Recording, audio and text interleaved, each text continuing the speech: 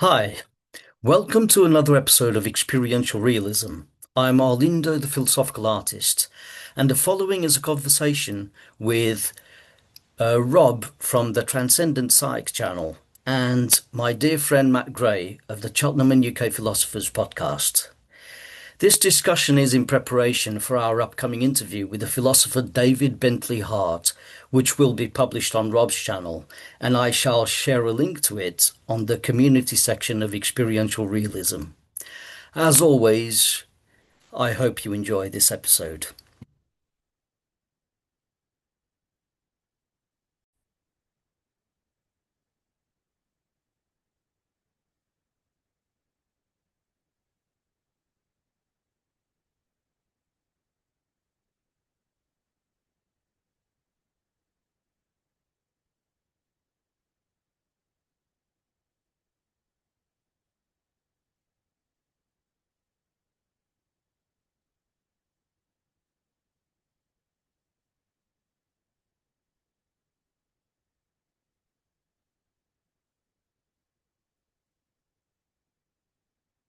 Um,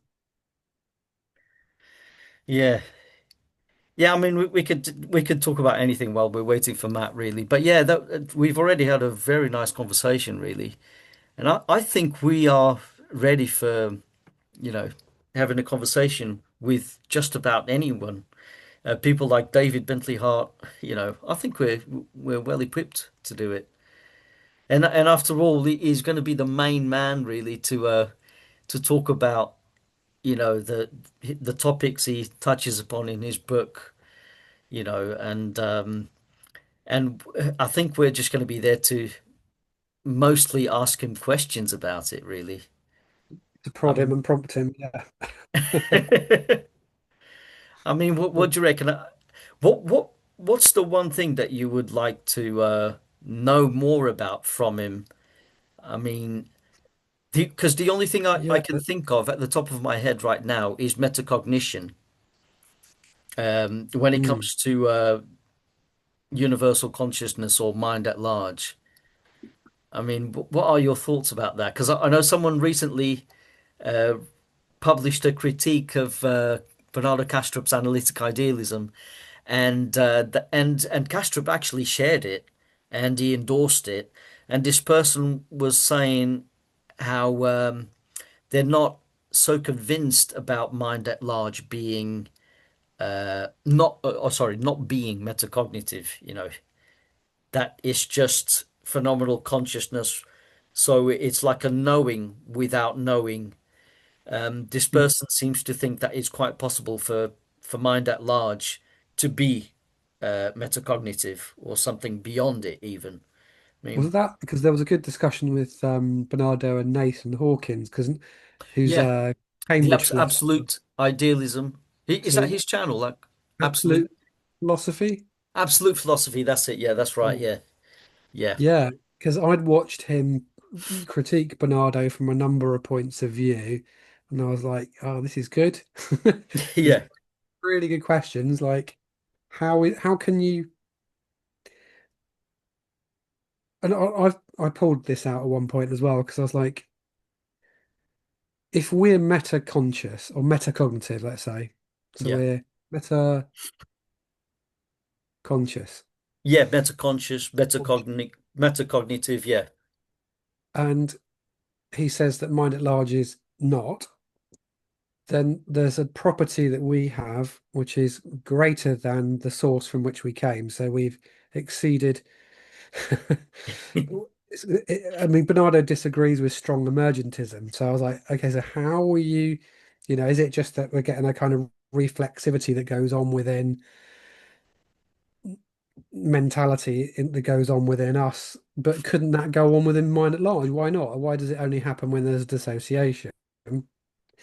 Um, and then he kind of made an argument, didn't he, around actually, well, um, free will as well, that we can't have free will because, we can't be any different from nature from which we derive. Like the whirlpool is just the same properties as the river from which it comes. So then I was like, well, but that's begging the question, isn't it? Because if we have free will, because you already assume we don't, then surely then maybe mind at large could have some version of that. I hold a particular view of free will, not a libertarian free will. Um, so surely it could have sort of rational free will, as I call it. Um, so and also then, it could be meta conscious as well. So where are we deriving these extra properties from? And yeah, so Nathan Hawkins was kind of picking up on that stuff Yeah, and they had a really great discussion. And actually, it was. Bernardo Yeah, was like, push comes to shove, I'll go with you that it could well be actually, yeah. I but mean, I'd prefer kudos not to to Bernardo entirely agree. Kastrup for Mm, going on his podcast and not being yeah, scared of being challenged. I mean that's the right attitude to have, really. Um, When it comes to free will, I used to be a hard determinist, years ago when I was a materialist. I used to what think, well, kind it's all of cause and effect, and we have the illusion of free will, and if you really think deeply about it, we don't really have that much freedom. We only think that we do, and we experience urges that we didn't author, and we can't help but follow them. But then again, through the lens of idealism, we kind of in a way, not to play a semantic game, but we kind of have free will in the sense that we can feel free. If we agree with our urges and we follow them, if you just follow your heart, then that's it. You have free will in the sense of as a human being, not perhaps in the libertarian sense, but in the sense of from your own perspective, you're playing the game of life, and it's like a game of chess. And as you play chess, you know the rules and you are aware of the conditions. And there are only so many ways in which you can move within the game. And if you have a goal and your goal is to win, you know where you're going. And going towards that goal is what makes you feel free. And you're going to do everything you can within those rules to try and win. But you can't break the rules of the game because it would be like breaking the laws of physics or trying to go against the fabric of reality, and that's not possible. But say before we're even human, right? Before we're born, if we entertain the notion that we have existed in some form before becoming human, and if we entertain notions of reincarnation or and we even pay attention to what some people who have had experiences with psychedelics or even NDEs, right, people on the verge of death, sometimes they report remembering that they had experienced many lives, and even this life was chosen, that prior to being born, they were in a state of consciousness whereby they had planned everything in advance, and now when they were born, everything was forgotten, and it feels like, from the human ego perspective, it feels like things can go against their will. But if they were to remember their initial will from the greater mind perspective, they would see that it's all going according to plan. So this life would be like a great adventure. I mean, what do you think about that? So in a way, consciousness allows for both the experience of free mm. will and also the experience of being restricted, of being determined. You can experience both. I mean, what do you think?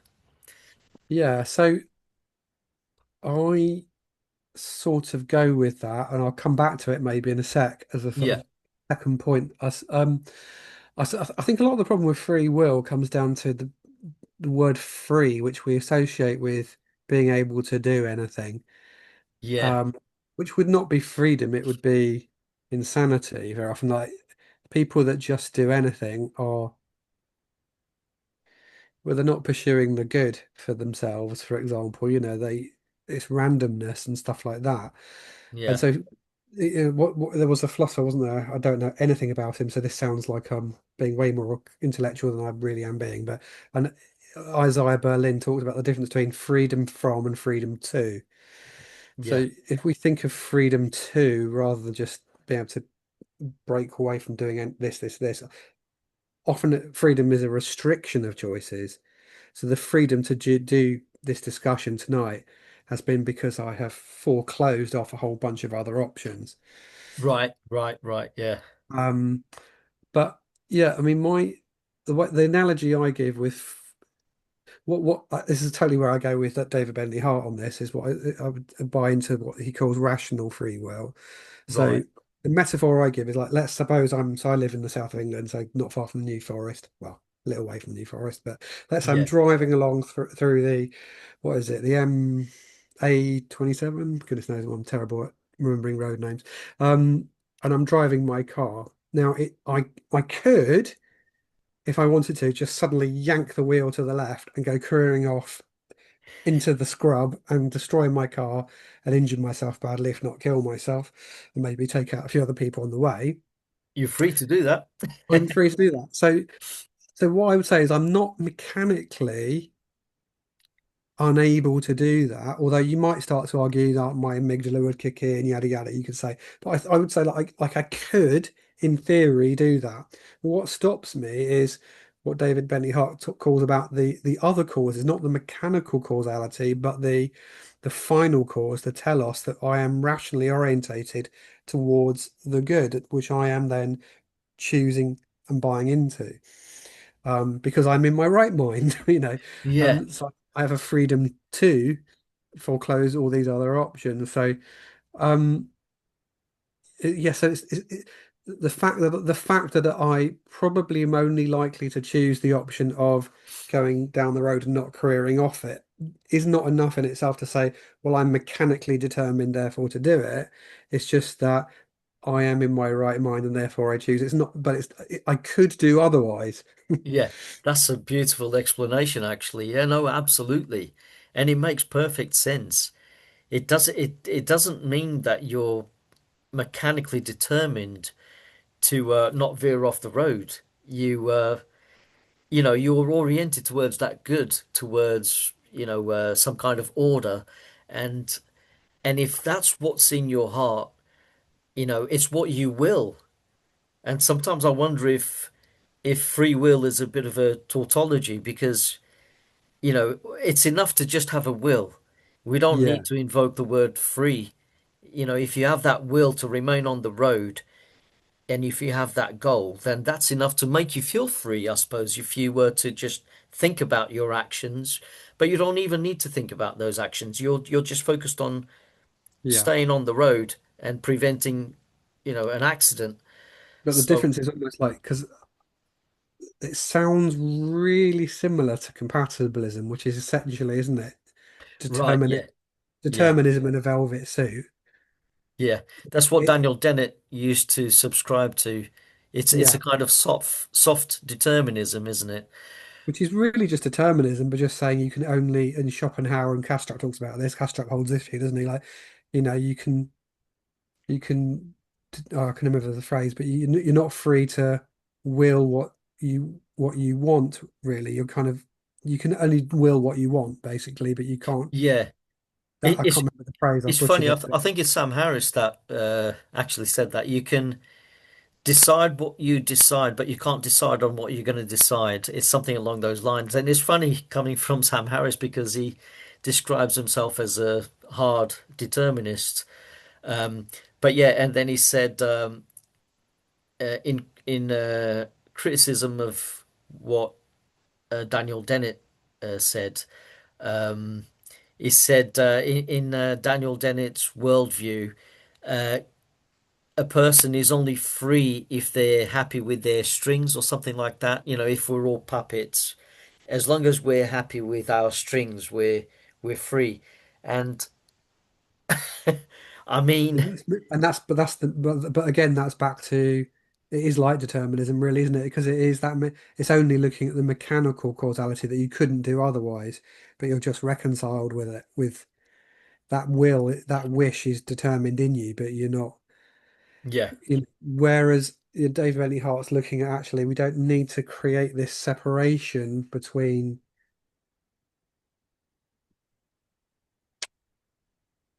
the intellect, Right. the Yeah. Yeah. Yeah. Yeah. the will or intention, and the good.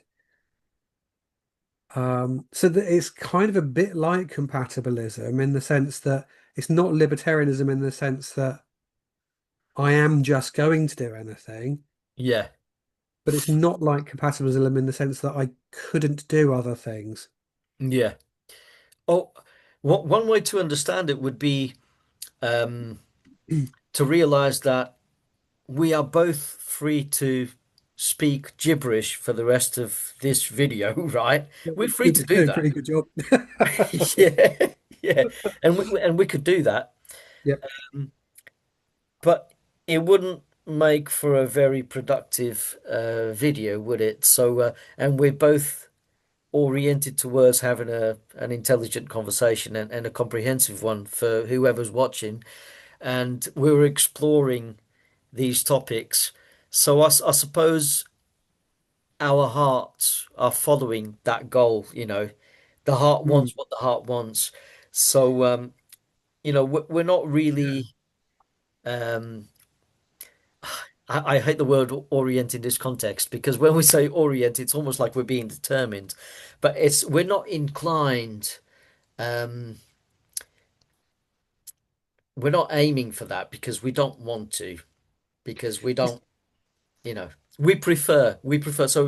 So in a way, we have a kind of will that is free to us in the sense of preferring that course of action over something as unproductive as just talking gibberish for the rest of this video, if that makes sense. yeah, it's almost like, do you know what? I was just thinking as you said that, it's almost like determinism is in a sense true, but we've mistaken the cause in which we place it. So you've got Aristotle's four causes, isn't you? So like the material, the efficient, like the mechanical, like how things make things happen. Yeah, And you've got the formal, like the information, and the final, why. Uh, And it's like, actually, we can say we're mechanically free, but actually maybe the final causality is is determined in the sense that we always, even the craziest person or the most evil person in a sense, is why I don't know whether Plato or Aristotle talks about actually there's no really 100% evil people because everybody chooses what they think is the best thing. It might be they've got the wrong knowledge and the wrong information or something about the way their brain's wired at the time is not wired up right. But there's no one wakes up in the morning and goes, how much evil can I do and harm can I do to myself purely for the sake of it? Like yeah, even someone harms themselves or others, usually there is some proximate good they're aiming at. yeah, yeah, that's right. That's right. Self-harming, like to relieve And the um fact, and like, actually, we could actually be. It's conceivable, right? I'm not saying that's exactly the case, but it's conceivable that as conscious sentient beings, we are intrinsically free because we can do whatever we want, and we can, if with enough will, we can think about anything that we would like to think about. And we are actually, as finite beings, we're actually aware of how much freedom we would like to have. We're actually aware of the constraints in nature. We're actually aware of the fact that we can't fly as human beings, for example. But, wouldn't it be nice if we could just fly from A to B without having to catch a plane, or a train? We're actually aware of our restrictions and we still have that will, however dormant or unconscious. We can all fantasize. That's what I mean. And in imagination, we tend to be absolutely free. But we are aware of the constraints of this world. And even though we can only operate within the constraints of this world, we are still aware of how much more freedom we could have. How, if the laws of physics weren't so restrictive, we would be able to do so much more. So, and wouldn't it be nice? And because we've got that, we are in a sense free. Uh, we're just restricted or shackled in some way because of our human nature. And I was just going to say, right, um, so we have the power of imagination. Um, we can think about so many things based on everything that we've been exposed to in our lives. And we can also combine certain concepts that we've been exposed to in our lives to construct things that don't actually exist in this world. So we can imagine like flying pigs, for example, and they don't exist, but we know that birds have wings and we know pigs exist, so we combine those two, and in our imagination, we can think of flying pigs. So we've got that freedom, right? Um, but we're very much constricted. And going back to the the discussion about metacognition or metaconsciousness, where Bernardo Kastrup says that we we are metacognitive, but mind at large isn't. But I would say my way of thinking is we are indeed metacognitive, but not all the time, because when we dream, we can actually lose metacognition, or we can even experience being someone else, and we wake up and we look back and we think, oh, what the hell was that? I was someone else. So we are intermittently metacognitive, and when we become brain damaged or our brains malfunction in some way, we can experience more, in the case of Savant syndrome, we can experience more from say a mind at large or whatever is going on. So that implies that mind at large is much more than a human being, and the reason why we think that we're metacognitive but everything else isn't is kind of like a hubris, because we're almost we have a tendency to compare ourselves to animals, and obviously we can see that certain animals have smaller brains, or their brain areas are less developed than the human beings. And if you think of a brain as kind of like a reflection of a mind, say like a partial reflection of a mind, it's like the extrinsic appearance of a mind, in the words of Bernardo Kastrup. You can intuit that we grew from a zygote. So at the moment of conception, say we became a zygote, the like the simplest form of consciousness. So it was the moment where when we forgot everything else, right? To become a finite um, point of focus, point of consciousness. And then we grew and developed more connections. We developed brains and we began to develop more connections. And these connections reflect more knowledge and more mental associations. So our minds began to become more complex. But the thing is, no matter how complex a brain becomes, it's nothing compared to the superpositions in quantum mechanics, in the quantum realm. It's nothing compared to the infinite potential of the quantum field. So, in a way, the quantum field, because of that infinite potential, will always be far more complex than a human brain. So, in a way, it's beyond metacognition. In a way, it's something that we can't possibly comprehend as human beings. So, although we are developing more connections and we're moving towards metacognition, the metacognition was already there, or super metacognition, let's say, was already there prior to our birth. And when we were born and we became babies, we just um, excluded it in order to, like you said before, in order to focus on this life, in order to focus on the things that we think are the most relevant for us to survive, and also not just to survive, but to impress, let's say, the opposite sex, for example, if you're that way inclined, or whoever you're attracted to, and then we can be creative and we can do things that don't necessarily aren't necessarily directly linked to survival or survivalist behavior. but in a way, it can lead there because it can lead to reproduction. So in a way, we've become more localized and more focused. But that doesn't mean that mind at large is less than us. So if that makes sense, I mean that's my way of conceptualizing it. That's my understanding, and that's where I depart from Bernardo Kastrup. I rate Bernardo Kastrup. I think it's brilliant. That is, uh, Mm. is explained what he thinks about reality. It's brilliant. That is what's the word? It's brilliant that he's exposing so many people to his model, his analytic model. But I think it can be expanded. Um, Yeah, it's interesting because you had asked earlier on, didn't you, about yeah, do our local consciousness. Sorry, my camera's jogging around here. Um, do we choose to enter this life, etc. There, we're talking about freedom, weren't we? Where was sort of our departure point, wasn't it? yeah, Um, and then I sort of was thinking like linking it to what you're saying there. Like if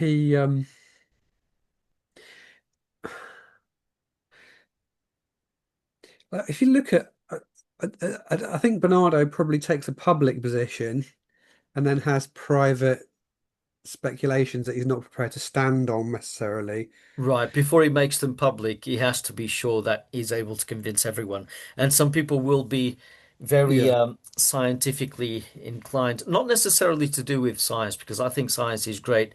And even though it can only tell us about how things behave, not necessarily the ontology of reality, but it can tell yeah. us how things behave. But it can help to point us in the right direction, you know. I was just thinking like things like NDEs and stuff like that. Like if you read like you have like Bruce Grayson's book, Yeah, in Dunk, it's not. I mean, there's room for doubt, but there is in a lot of science isn't nailed down proof, is it? yeah, It's probability of the evidence leads us to X, Y, and Z. We've got more reason to think it than not. And here's why, here's some evidences of why. Um, and you could then say actually with a lot of the experiences of NDEs describe what you're saying in a sense that when they exit this life, their conscious experience is an expansion and it's more real than real is a really common phrase. yeah, Uh, yeah, that they precisely. use. And it could be the same way potentially pre-birth if we were to, you know, believe I don't wouldn't Yeah, that's the thing. I mean, yeah. it's when you look at the NDEs and these studies, um, it doesn't seem, and one can argue that they are not really dead. They haven't really crossed over. They're glimpsing the afterlife. Maybe they're on their way there, but they haven't quite crossed over. But what they glimpse is enough to suspect that when you die, you kind of become more than what you are now. Um, because people on the verge of death and they come back to tell the tale, yeah, like you said, they say that their minds have expanded and they often acquire knowledge that they couldn't possibly know about through conventional means. And they're able to tell the people around them when they wake up, the doctors, Yeah. about something that happened miles away, someone's died and nobody knows about, but they know about. And they say, oh, it's like our minds expanded. Everything was realer than real. There was so much knowledge and so much wisdom and so much love. And it seems to me like the qualia, the experiences are stronger.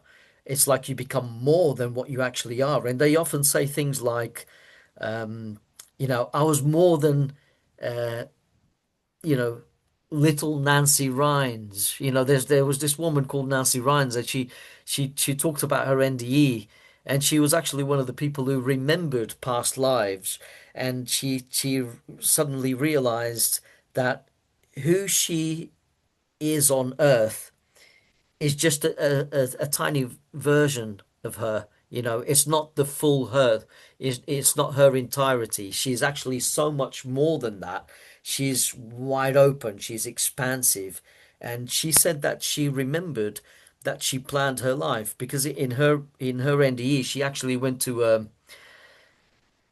this nice place. It was like a mystical forest, and there was a woman with green eyes and who was there smiling at her, and she said, "Is this heaven?" And the woman said, "No, my dear, it's only a place to make you feel comfortable."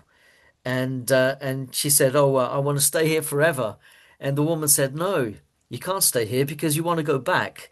And then she was arguing back with this woman. She was saying, "Oh, don't tell me I want to go back. Don't tell me what I want. I want to stay here." And the woman said, "No, remember, you want to go back." And as soon as she said that, it's almost like her mind expanded. She remembered everything. She remembered that she'd had countless lives, and that you know, little Nancy Rhines on Earth was just one avatar. It was insignificant. She was so much more than that. And then she realized it was all planned. It was all like a school, like she was there to just learn from that perspective. But then she realized that she was so much more, and she was okay about going back because everything was okay. Everything would be okay. And it's almost like a solution to the problem of evil because Okay. people take their lives so seriously. If things can go wrong. There are natural evils. People can hurt one another, but it's almost like a play. And from that perspective, Mm. often these spirit guides or light beings or whatever, they tend to say to you, everything's okay, don't worry. But then you're the one who ends up judging yourself, especially if you haven't quite crossed over and you're having a life review. People are hard on themselves. It's like, oh, I shouldn't have done that to that person. Oh my God, now I can feel what they felt when I was horrible to them. Um, and the guides around them, it's almost like they're already coming from the perspective of universal minds, and they're non-judgmental, and they say it's okay, it's all right, everything's okay, because it's all one mind and it's just moving and exploring, I suppose. So you don't really have to worry, but Yeah. they're still coming from an egoic perspective, so Yeah. which The seems to life suggest that review you don't experiences, lose your isn't it? ego straight away. Yeah. The review experiences where people experience themselves from multiple people's perspectives, so they learn their positive and negative impacts on people, and but not in a harsh, judgy way, but in a learning capacity. But Yeah. I was wondering if we zoom right back out, Yeah. like it's the first principles, um, because we could talk about all sorts of different stories and Aunt Sally, whatever, did this and stuff. But it's like, so if we take, like mind at large or consciousness or the divine or source or the ultimate Yeah. cause of all things. And this is a question you asked me earlier. It was something I want to ask David Bentley Hart. So he's a monist. So he and we're monists, I think, Yeah. believe ultimately Yeah. everything's one, right?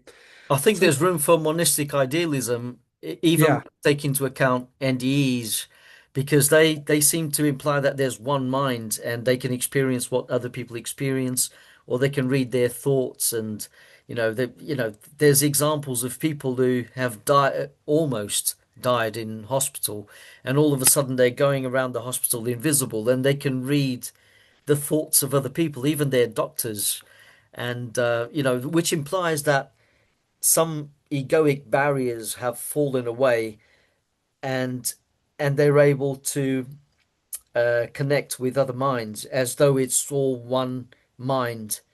yeah. Well, I Yeah, mean, I just think a good philosophy abhors a dualism in the sense as like if we talk about reality, if someone was to say, well, there's two realities, we would say, well, so you're saying reality is two realities. So you've now just condensed it back to one, really, because reality is two realities. So it's impossible for there to be. logically two realities. There might be different aspects of reality, but there has to be reality. It has to be logically one, Yeah. ultimately. We don't even need, Dualism doesn't work, yeah. yeah, to my mind, I don't think we even need empirical evidence for that. It's a logical argument. So it's just Occam's razor, all the rest of it, yada yada, you know. Yeah. So if there's one reality and there's consciousness, and we can't explain consciousness through materialism, it makes sense that that one reality is ultimately consciousness or conscious-like, ultimately mental in some way. But what I want to ask David Bentley Hart in a way is like, what's going on in a way? Because so if we have this one ultimate source, consciousness, Brahman, God, the divine source, or what have you, this goes back to ancient philosophy of the problem of the one and the many. Why is there this manyness of experience? Because like if you take classical theist views of, say, the divine of God or whatever you prefer to call it, God isn't anything that needs adding to. God cannot, in a sense, be added to because God is the fullness or the the pleroma of The pleroma, existence. yeah. Yeah. Yeah. So when we get these metaphors of like, well, this is like consciousness trying on a VR headset and trying to it's having these learning, not necessarily facts, but experiences.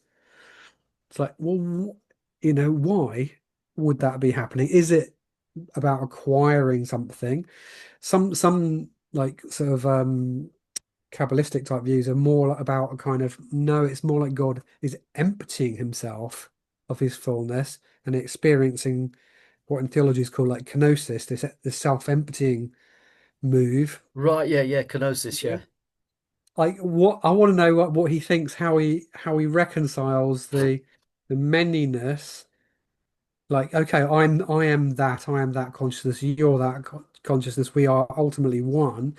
But I Yeah. mean, he's a Christian theologian and philosopher, so he's like, where, if this is all emanating from the one, coming from the divine ultimately, and then making a return, the obvious question to ask, in a sense, is for anyone would ask is why?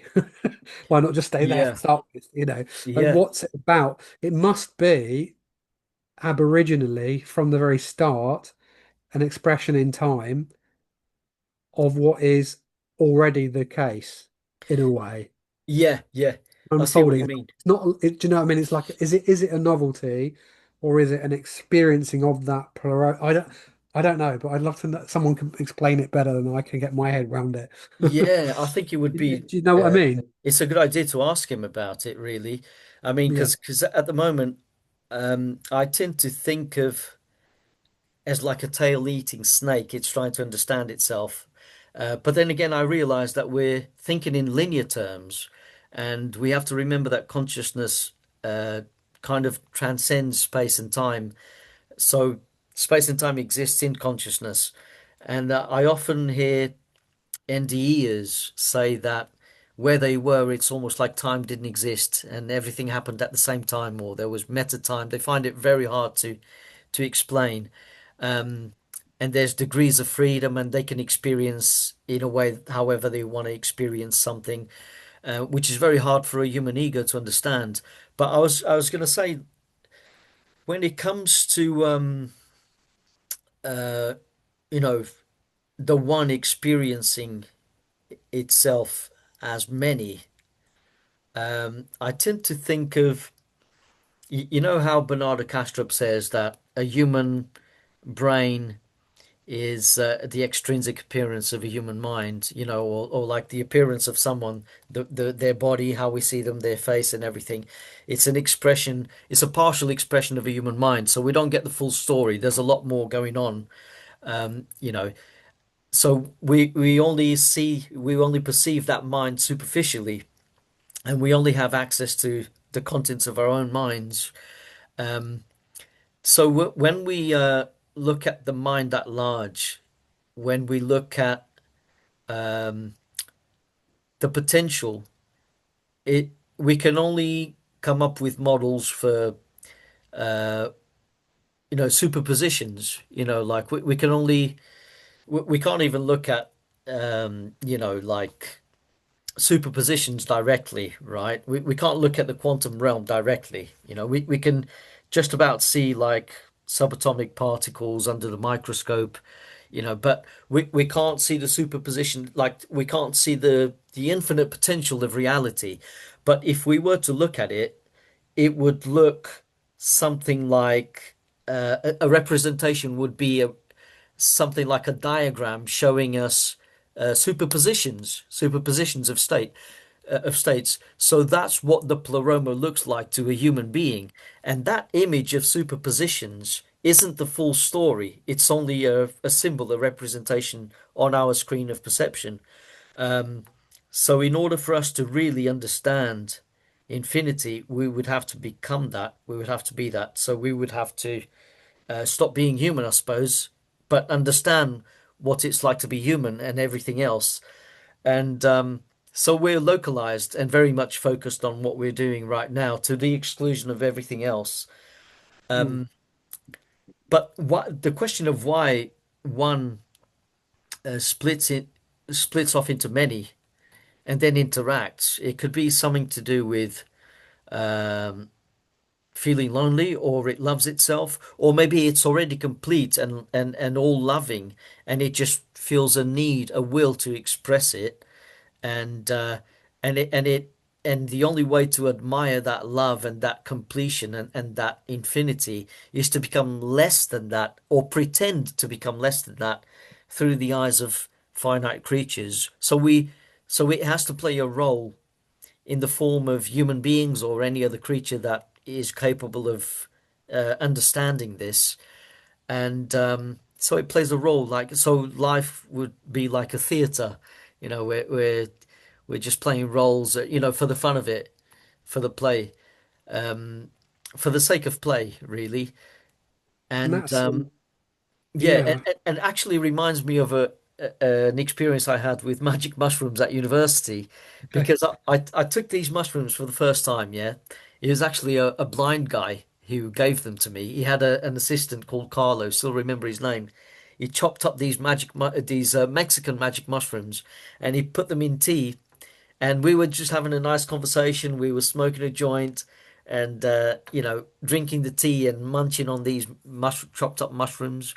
And after about half an hour, I saw my reflection in the mirror, and it was melting. And then I began to see patterns everywhere, and it was like, oh, and I was tripping normally, and then we went outside, and I was seeing beams and angelic faces in the sky, and and the park. It was actually at uni at Northwick Park.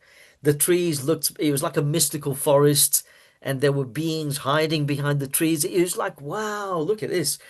And I was tripping normally, but then suddenly within the trip there was an odd moment. And bear in mind, I was a physicalist at the time, right?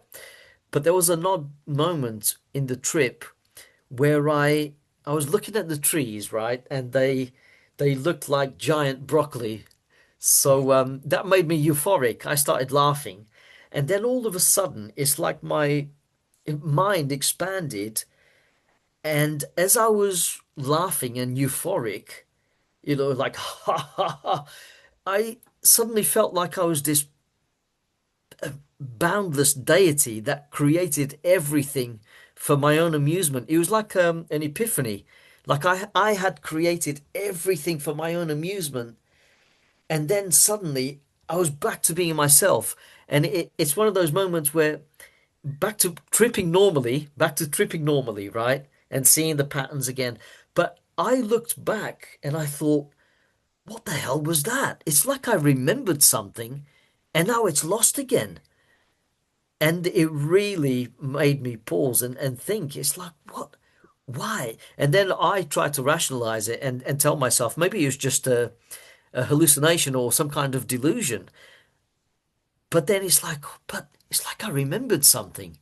It's like I had created everything for my own amusement. And everything, all of a sudden, the trees, it was just so funny. It's like giant broccoli. It was like a circus that I created for my own amusement. So I don't know if that particular experience is pointing towards something closer to the truth, but maybe not quite because I'm still a human being.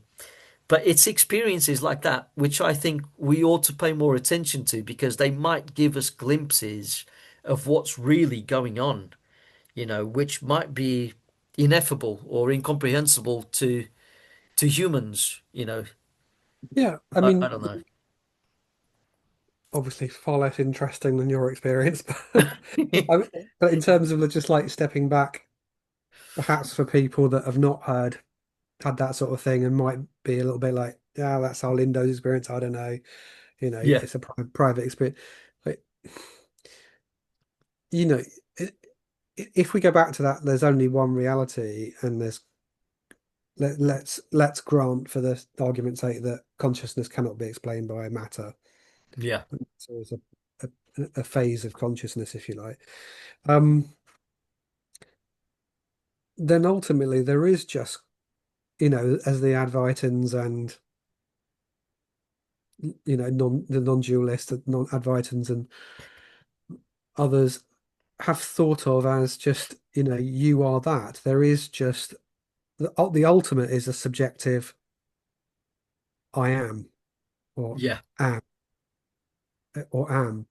And so that recollection, even if the rest of the trip in a some sense was hallucinogenic, I don't know, people free yeah, to make of it they want. Doesn't matter, does it really? But the whether it's in that moment or even now, just in ordinary states of consciousness, like the one indubitable piece of knowing is just this, there is this I am in which my body exists, my thoughts exist, my mind, um, it just sits in this field of awareness. yeah. Yeah. I can't imagine how David Bentley Hart would answer the question as to why um, the one fragments itself into many, other than um, other than the fact that it's possible for the one to imagine it and conceptualize it, and an imagination would become reality.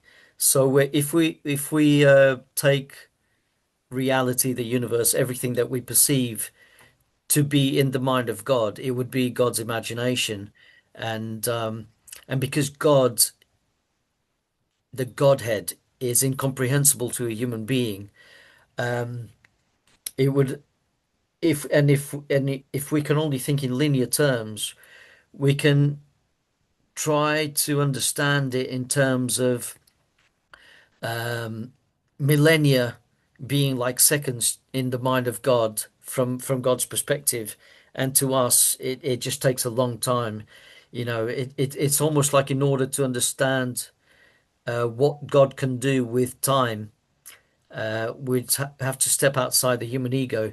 Maybe the best way to comprehend that manipulation of time or transcending time would be to perhaps go near a black hole, because if you go near the black hole, near the event horizon, uh, they say if you were to look back at the rest of the universe, you'd see everything speeding up, like fast forwarding in time, and you would end up seeing the solar system get swallowed by the sun in a matter of seconds, and the cold death of the universe would come, in a matter of minutes.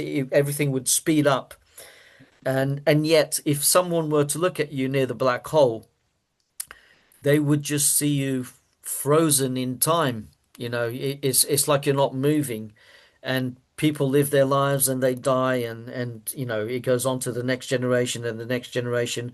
And if everyone points the telescope at the black hole where you have supposedly fallen into, they would still see an image of you next to it, frozen in time. But from your perspective, uh, and there you go, time is relative. From your perspective, everything would just speed up. To them, you would be, trillions of years old, in the future. But to you, they barely lived, and you would still be experiencing time as you normally do.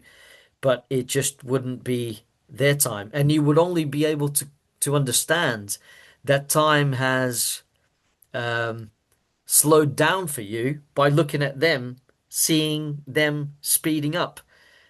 So you can only understand yourself by looking at the others. So in terms of trying to understand God, I suppose we can try to imagine different scenarios and then imagine those scenarios to be analogous to the mind of God. But then again, I can't help but think that we tend to fall in this trap of thinking in linear terms, because it's just to think otherwise, it seems counterintuitive, doesn't it? It's Mm. I think of I tend to remember a book I read by Scott Adams, the cartoonist Scott Adams, the author of Dilbert. It was a cartoon about free will, but Scott Right. Adams actually authored a book called God's Debris. And in the book, it prefaces the story of the book, by saying the views expressed by the characters in this book aren't necessarily my own views, but I may agree with some things, right? So Mm. it's almost like he's protecting himself. But then once you read the story, it's a conversation, a dialogue between a young atheist and a wise old man, right? And they're discussing the nature of reality, quantum mechanics, how counterintuitive it is, and they discuss everything, sociology, psychology. They discuss so much. And then at one point in the book, you're probably not going to read it, spoiler alert. But anyway, in the book, right, the uh, the old man says to the young atheist, "I was an atheist like you, but not anymore." And the young atheist is like, what are you talking about? And in it goes, human beings go through stages in life. They are born, they go through the age of innocence, where um, they believe everything that their parents tell them. They adopt the beliefs of their parents, and then they go through the stage of rebellion. They might go against their parents, and then they discover the views of society at large, and then they discover they end up leaving the religion of their parents, and then they discover science, but then they embrace atheism. But then there's a point in time when you realize that even science is only a belief system, albeit a useful one. And then you come to realize that we are actually oh yeah, and he goes, but then you come to realize that uh, atheism is unfounded. And then he goes on to explain that in the beginning there was only God, and God was omnipotent, apparently omniscient, and omnipresent, right? He was omniscient apart from not knowing the answer to one question, right? And and he wanted to answer that question. And the question was, what would happen if I self-destruct, right? And the wise old man says to him, think about it. If he tries to self-destruct and he succeeds, he's omnipotent, but then, and he becomes omniscient in those moments, but in his dying moments, he realizes that he's not eternal, he's not immortal, right? But if he's omnipotent and he succeeds, and he does is if he's supposed to be omnipotent, sorry, and he doesn't succeed, then it means he's eternal. He's answered his own question. He becomes omniscient, but it means that he's not omnipotent because he's failed to do something. And so he decided to answer his own question. And then voila, the Big Bang happened. he blew himself up to smithereens of probabilities and hence quantum mechanics. And now he's answering his own question. And then the young atheist says, well, is God conscious? And the wise old man says, yes, he is through me and you. And that's how the story ends. It's a weird kind of uh, pandeism, but Mm. it's very eerie. It makes you wonder. It almost makes sense, but at the same time, maybe it's too anthropic. Maybe it anthropomorphizes God in a way. But I wonder if it's something pointing to the truth or something close to it. Maybe, it wants to know itself, or it's answering its own question, or That it's not necessarily like a suicide bomber, like blows himself up to find out what's happening. But it would, yeah, it's it's a like the it's rabbi. only a narrative. Yeah. It's like the rabbi says, isn't it? There's only what's the one thing that an infinite being cannot do? You know, there's a well, we cannot know finitude. Um, yeah, so yeah, I'd be interested to see What what David Bentley Hart will Leah how will answer this question. thinks, I think especially. about theodicy as well to do with Yeah, I was this. going to literally say like the problem of evil is really interesting on the view because you commented on my one about I was literally just literally nicking Dr. Sam Laban's idea that this idea of God Yeah, as an author, which is you just talked when you just picked up on that you were like talking about the dream, weren't you? Like, yeah. but like so in that sense that if I have a dream and in my dream I unleash absolute carnage, and then I wake up from the dream. Who got hurt? Like, well, nobody. That's right. Yeah, yeah. Nobody got hurt. But then And it still doesn't really answer the question because it's like, actually, well, yeah, but why am I having dreams? You know? yeah, Yeah, yeah. It's happened, but but yeah, it's pointing to a solution to the problem of evil in a way because um actually, Bernardo Kastrup has said something along the lines of just because bad things happen within the mind at large, and if we take the mind at large to be God, let's say, it's a very loose term, isn't it? But yeah, if we take the mind at large to be God, and horrible things happen within it in this universe, right? And there's evil, it doesn't necessarily mean that the mind at large is evil, because if you say it's evil, if you say the Godhead is evil, it's almost like saying that everyone who has a nightmare or has bad thoughts is necessarily evil, and that's not the case. People can be at first. There aren't any absolutes. I think people sometimes they can be good, sometimes they can be evil, sometimes they can be mostly evil. But anyway, I think um, just because there might be a nightmare in your head and horrible things are happening in that nightmare, it doesn't make you evil. It just means that that's possible to manifest in your mind, however you um, want to take it, you know. And um, I think it's possible to for good people to imagine evil, for example.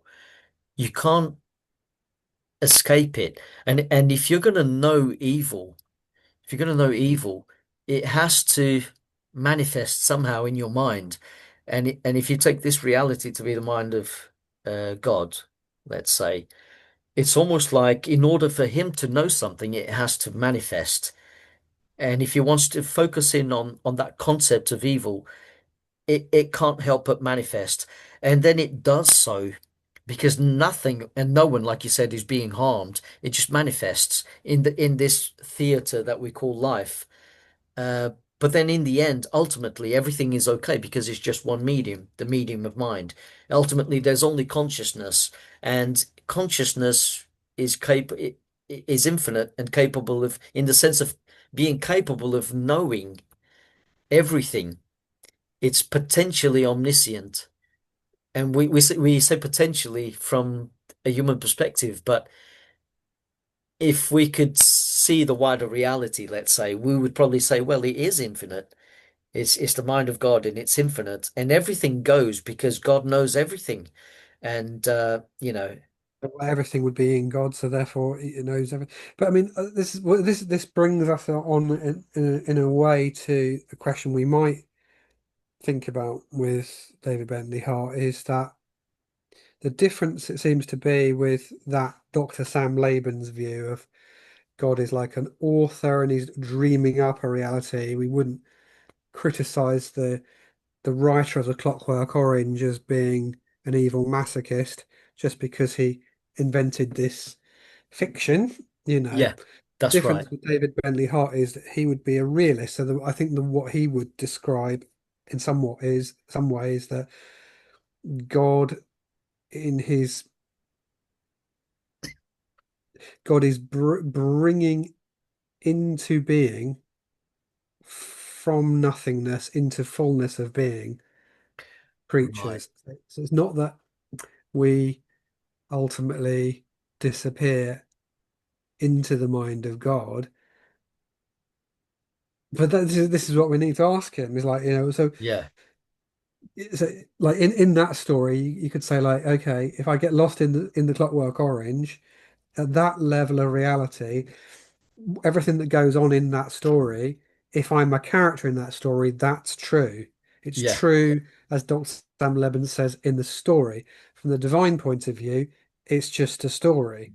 It's Yeah. none of it's true. I suppose like the Christian theology of that is different in the sense that you have something like the incarnation, which is, I know Sam Laban's talks about this like as a story by Kurt Vonnegut, where Kurt Vonnegut, as the author, enters into his own story within the plot of the story, and he says to one of the characters, "I was there all along at the bar watching you." Right. Kind of Yeah. like this. Okay, Yeah. we've just collapsed the fourth wall. Um, between the reality and then between the fiction and so okay, so what in what sense, because we've got, I mean, God would be the ultimately real, like we were talking about the NDE states and whatever. You go up to the more you go up to the aboriginal unity of all reality, you're getting into greater levels of ultimate reality. Yeah. To in a sense, all created and finite beings are some degree by degree lesser realities. They still have being, but they're less fullness of being and knowledge and love and the rest of it. But so what? How does you got this one and the many? Do we just dissolve into the imagination of the knowing of God? Do we continue in our? I'm sure he would see us as having real being. Is that being just in the knowing, that Satchit Ananda being, knowing, blissing? Are we? I wouldn't think he'd see us as fictions, but then how does famously he sort of says, I don't try to solve the problem of evil. Right. The I mean, I fiction. would say he would sort of say, and I would take this view is like, I push atheists to look at the problem of the good. Yeah. Yeah. Because like evil in itself requires the good in the sense in an asymmetrical way. You can't. It's like you can't have evil without good. But you can't have good without evil. Like Yeah. if evil is a privation of the good, or it's like we're saying how it ought not to be. If we say something truly is evil rather than just nit, I don't like it, um, and it's just a personal taste, then we are in a sense that's an argument for like look, there's a shadow. Yes, there's light. Yeah. Yeah. That's right. Yeah. Yeah. Yeah. Yeah. Um, but yeah, he would say like, okay, but I'm not. But it doesn't solve the problem of why there are shadows. Right. And I don't, Right. I would say I don't need to answer. I don't need to, I can be a bit of Mysterian on that. And I'd say I don't need to solve the problem of evil. But I wonder within his view where we don't have these levels of fiction necessarily, or maybe he would accept that. What do we do with the, it'd be interesting to push him on that a bit, maybe. Yeah. I mean, I tend to think of Hermeticism, and I've actually read an audio version of the Kabbalion, and they have the principle. The first principle is mentalism, which is essentially idealism, and then you have principles like polarity, and and then you have the principle of gender, masculine, feminine, and they complement each other. And the thing is, when you take light and dark, they tend to say it's two sides of the same coin, and one can be defined by the other. But in the end, it's all coming from the same source, which is mind, the all mind.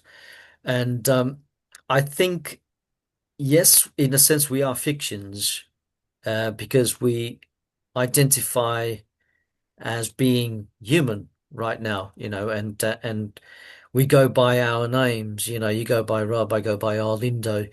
Um, but I think the real us is that source, um, based on uh, experiences in meditation, for example. The samadhi that we talked about earlier. Where we can divorce ourselves from our ego fiction, and we become we realize that we are really uh, pure consciousness, pure being, and we can be so much more. So in a way, it's almost like saying that if we are going to use that word God, it's almost like saying we are God. I don't know how David Bentley Hart would answer this question, but I would imagine it would be something along these lines. Um, but I would also ask him because I'm pretty sure he is of the opinion that idealism, like we discussed earlier, brings people together, doesn't it? If it's all one monistic idealism, if it's all one mind, one consciousness, we're in this together, we are the same mind. Um, so we ought to think about how we treat other people if idealism were to spread throughout the world and become accepted, it would, I'd imagine, improve human behavior and societies greatly. Um, but then again, going back to the topic of free will very briefly, because it relates to this, right? I also think of Sam Harris. Um, I think of his thesis called Free Will. I don't know if you read it, um, and he actually argues that determinism in a materialistic world, that determinism can also make people more compassionate and more understanding of others. And he gives the example of Yeah. Charles Whitman. I don't know if you've heard of him. Basically, Charles Whitman was this guy who was a model citizen. He had been nice to everyone all his life, and suddenly one day he picked up a shotgun and he shot his wife, his kids, his mum, and 12 other strangers. He went on a killing spree, right? And no one could understand how he could have done that. He was really out of character.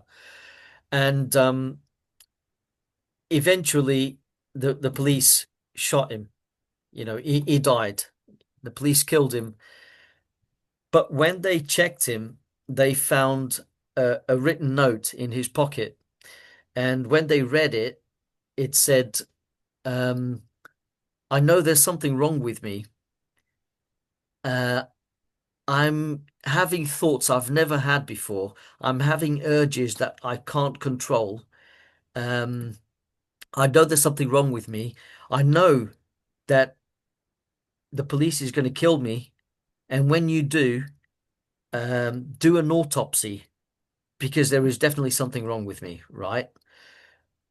So he must have had a moment of lucidity for him to be able to write that note, and then he couldn't control his urges and he carried on killing, right?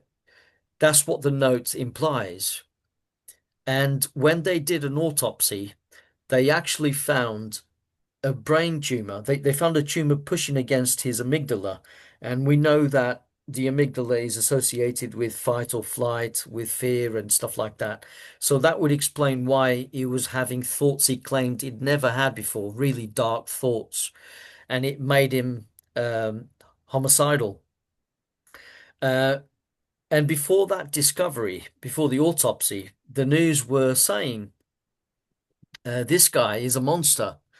Look how much suffering he caused. Look, he victimized so many people. The ones who died, the families of his victims. He caused so much suffering. Is a monster.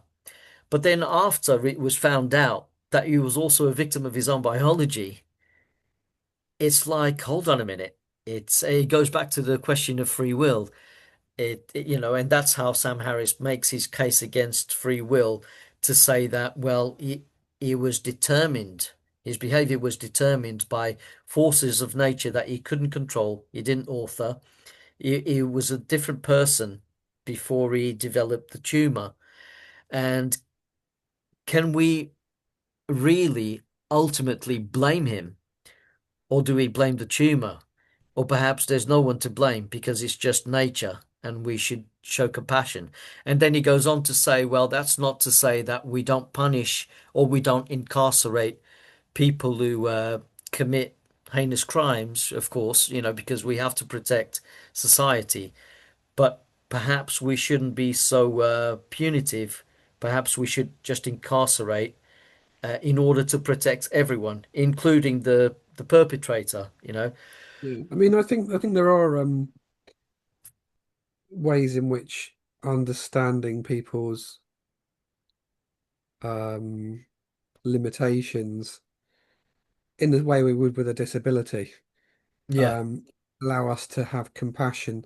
I think the trouble is with things like that sort of cases, it almost um takes the extreme cases to explain away the majority. And it's like, as a man that's not able to be in his right mind, it's like the man that can't run because he lacks a leg. Yeah. Um, and it's interesting. Like, I think some of the evidence around people that believe in determinism is that they tend to have a lower level of morality on average, in the sense that when people believe they have free will or freedom to some extent, they tend to be more responsible for their choices, this sense of agency. Yeah, When you've yeah, got the belief in determinism, then will excuse your vices, perhaps. yeah. And that's Um, the counter argument, isn't it? I was gonna do it anyway, kind of Because thing. Hmm. a lot of felons who got caught, that's their defense in court, really. They tend to say, well, I'm a victim of my own biology. I've been determined. It's not really my fault, so you can't judge me. Yeah. And they're only trying to get Until off. the guy in the next cell crosses him over the head, then absolutely that was his fault. Yeah. Yeah, yeah, Yeah. yeah. It's a grey area, really.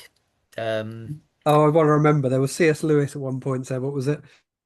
Um, it was a great quote, something like, "We believe ourselves to be effectively kind of completely determined for all our faults, but completely praiseworthy for all our virtues." oh yes, yes, yeah, that's right.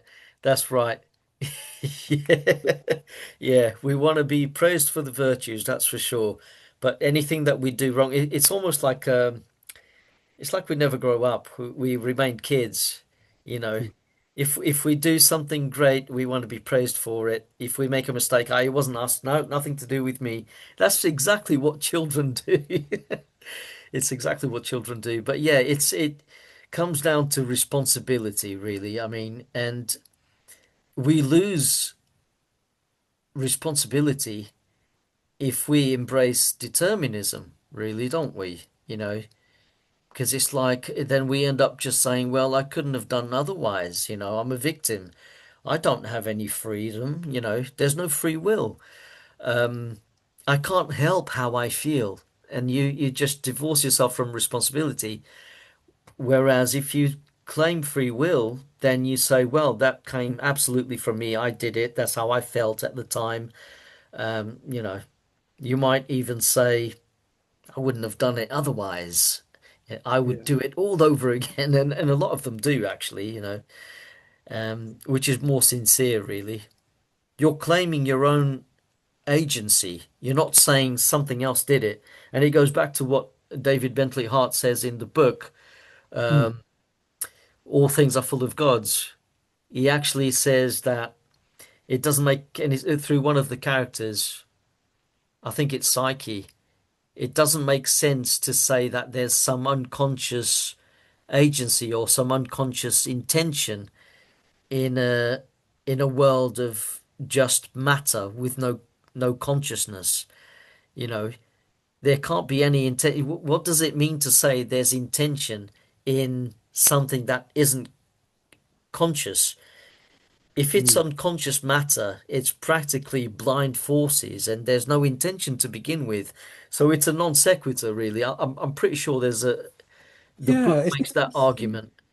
doesn't he make the argument in some level? Sent you a little diagram like occurred to me last night. There's the That's thing right, that yeah. true, doesn't it? Is like you've got being, you've got awareness or knowing, and you've got intention, and these three seem to completely interpenetrate each other in all levels. Yeah, So there is nothing that is that has no intention. Because it's like you said at one point, like even if you're sitting somewhere and you just move any movement you make, yeah, there's at some if you were able to analyze it at some lower level, like I'm just wiggling my toe now. Oh, well, I've just noticed, but yeah, obviously there's some desire in me to sort of stretch or to, that was unconscious from my sort of metaconscious mind, but like any movement from A to B is there's some desire to move from desire. A to Yeah, B. So yeah, whether that's an emotion or a physical motion, or do you know what I yeah. mean? Any kind of motion is a desire to go from one state of things to another. Oh, right, yeah, yeah. So emotion, energy, motion, Yeah, and yeah, and it makes me think of the monkey mind. It's full of emotions, and it can't sit still. And I wonder if when you take away the motion and you just remain still, it's just pure energy, and that energy basis. is consciousness itself. Yeah, Like, and like love would be linked to desire, isn't it? yeah, It makes me think of the character Eros in the story because it is all about love, isn't it? He's the Cupid and he's in love with Psyche, and in fact, Eros is supposed to be a primordial god, which means that he must be like the one of the first emotions, one of the first feelings of Psyche, which is love. mm. And yeah, and it Yeah, because he says at one point, doesn't he, something like all of reality is ultimately love returning to love in a sense. that's right, yeah. And it ties in with NDE reports because love is they actually counted the number of times certain words are mentioned by NDEs, and love was one of the words at the top is love.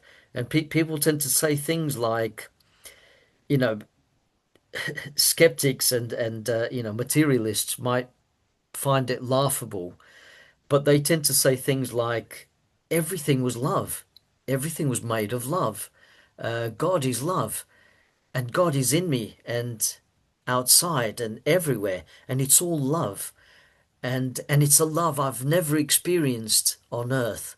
It's and perhaps Neoplatonism, when they say that love is one of the first feelings of the one, maybe it's not made up. Maybe it's based on these experiences. Maybe it's based on the investigation of the human mind and mind itself and consciousness, and maybe they were studying human experience deeply and and beyond, and what consciousness can do, and hence Neoplatonism and the concept that love is one of the primordial feelings.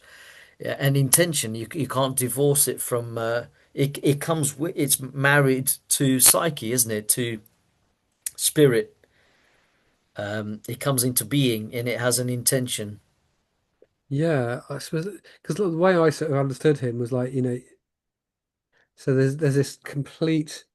Ultimately, it's one, Yeah, but because of our description of language, we'll talk about being and knowing and desiring or bliss. But actually, yeah, it's all. This is like the rainbow prism, if you like, of a in theology, you talk about divine simplicity. There's just the white light. that's Uh, right. Yeah, yeah, so like in a way, being is also knowing, and knowing is what being is, that's a- right. as is what desiring or love is. Love is knowing and being. That's And right. At the same it, time, yeah, as he points out in a different book, which is the case, not the case for God, the uh something. It's got God being no consciousness bliss. He bliss. talks Yeah, he talks about the Hindu phrase Sat Chit Ananda, which is being, knowledge, bliss, Satchitananda. Yeah, yeah. I've come across yeah, that concept. Yeah, yeah, which links to the sort of Trinitarian, both in the Neoplatonist, I suppose, and the Christian yeah, sense of being like Father or knowing Logos, and bliss like Spirit, Pneuma. So yeah, it'd be interesting to let him unpack some of this yeah. Definitely. Yeah, I've come more. across that concept, Satchitananda. I think Mm. it was when I was reading about Aurobindo and Medananda and cosmopsychism, and yeah, Satchitananda is this concept of where it can mean consciousness and bliss and the infinite is something along those lines. Yeah, it's a strange word, but it encapsulates all those concepts. It marries them into one. It's almost like it's saying Brahman or something. Yeah, Well, it's come full circle. I think before you pressed record, we were talking earlier, weren't we, about, you know, no, we're not gurus or nothing, it's just like, but the little experiences we've had of those moments when we've had the disappearing of all the contents of thought and consciousness. We've both had those experiences of samadhi in different contexts of yeah, where it's just pure knowing. You're just being, yeah, knowing, blissing. Actually, in fact, Hart talks about it. Actually, it's more a yeah, verb than a thing. yeah. See, I have an inkling of what you're talking about because I've had that experience and it makes sense, so it resonates with me. Mm. And for anyone watching, I can only say that words are only pointers, but they fail to fully capture the state that we are talking about. So I would advise people to perhaps explore their own minds and see what their minds can do, and maybe they will stumble upon these states, and then they will understand what we're talking about. Because in order to really know, you need direct experience, really. Yeah. Yeah, yeah. But yeah, I can't wait to talk to David Bentley Hart about this. I mean, um, I guess the conversation is going to flow because, you will, I'm pretty sure you'll think of questions to ask him. I'm going to revise our conversation so I can also come up with questions of my own and where you want the conversation to go. So if you want me to ask him anything or if you want to ask him yourself, and I'll see what else comes up off the Yeah. top of my head. I'm But sure yeah, it will flow. It's a balance between, isn't it? I think we'll probably stick to an hour. It might go a bit over an hour, but we'll have to probably be fairly yeah, disciplined in our focus. But yeah, we'll see. I mean, sometimes you just hit a yeah, gold mine, don't you? A yeah, seam, and you kind of. But it would be good to get a sort of dip into different themes of the book, wouldn't it? You know. definitely.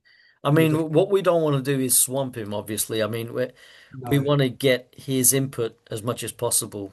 Um, but yeah, we'll ask him questions here and there based on the book, and if we want any clarification, there's already a few things to do with free will, to do with you know, metaconsciousness, a universal mind, and stuff like that.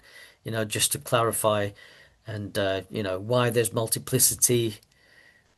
I tend to think of you know, we tell ourselves stories in order to try and understand what's really going on, you know, narratives. And I think of the analogy of a zygote. Um, it only knows itself, so it creates copies of itself. And because of that, it's one, and then it creates many like itself. And then you end up with several cells, and they all have the same information, and but it's all one. I don't know. But I guess in consciousness, the concept of plurality would eventually emerge, or maybe it was there from the beginning and it just needed to find expression in this space-time construct. And perhaps there are many other worlds, many other universes or realities that we can't even fathom, and there's a lot more going on. So I don't know. Yeah. Yeah. Yeah. And If probably will never get to the bottom of it. yeah, true, true. Cool, Yeah, Ollie. Well, it's I, been great chatting, yeah. and I'll shoot you. We'll shoot each other some stuff maybe sort of over the weekend, and then Yeah, no, definitely, definitely. we'll And I'll hopefully. continue to read the book because I think I'll tell you how far I am before we go. The Turtle Principle. That's where Okay, I'm at. So I've got come 10 on. hours and 42 minutes to go. Oh, Um, 10 hours to go. yeah, yeah, that's right. So maybe I'll be able to do that in a couple of days or maybe 4 days. Okay. But yeah, so far it's intriguing. He's Yeah, a brilliant mind, isn't he? yeah, David Bentley Hart. So well done for getting in touch with him, and yeah, I look forward to it definitely, and yeah, it will be a pleasure. And thanks a lot for coming along. It's only a shame that Matt didn't join us, but you know maybe next time, and he's quite welcome to come around my house and get set up. You know, so yeah, I'll do my best to try and persuade him. yeah, Yeah, all the best. Yeah, thank you very yeah. much for You this. too. Take care, Linda. You too. Have a See good you evening. later. Bye. Bye.